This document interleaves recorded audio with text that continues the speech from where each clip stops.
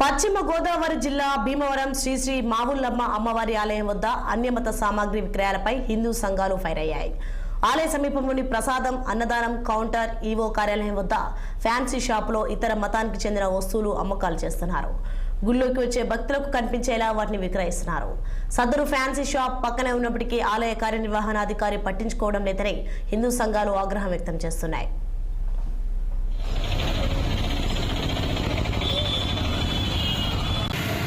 హిందూ చైతన్య వేదిక నగర సంయోజకగా వర్క్ చేస్తున్నాను.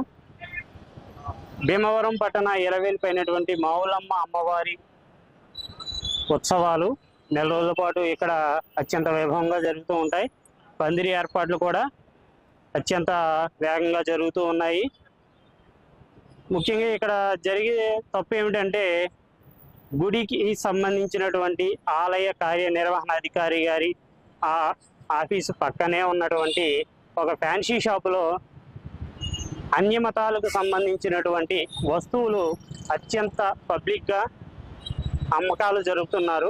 ఈ విషయంపై 2-3 సార్లు షాపు యజమాని గారిని సంప్రదించి తొలగించవలసిందిగా విజ్ఞప్తి చేయడం జరిగింది. ఎందుకంటే అత్యంత సమీపంలో చుట్టుపక్కల కూడా వ్యాపారం చేసుకుంటున్నారు చాలామంది. అదే అన్యమత వస్తువులన్నీ కూడా అమ్మకాలు జరుపుకుంటూను.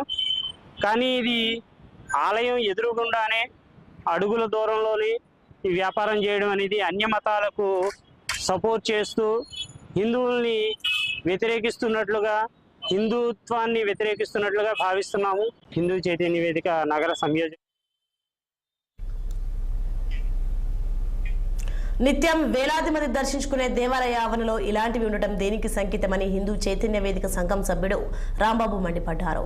దేశం నలుమూలల నుండి హైకోర్టు జడ్జీలు, ఉన్నతాధికారులు, ప్రజాప్రతినిధులు వస్తుంటారని, అమ్మవారిని దర్శించుకుని మొక్కులు చెల్లించుకుంటారని ఆయన తెలిపారు.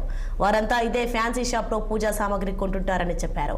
ప్రతి 3 నెలలకు సుమారు 1 కోటి ఆదాయం ఉన్న ఈ ఆలయానికి ఇలాంటి స్థితి రావడం బాధాకరమని రాంబాబు ఆవేదన వ్యక్తం చేశారు.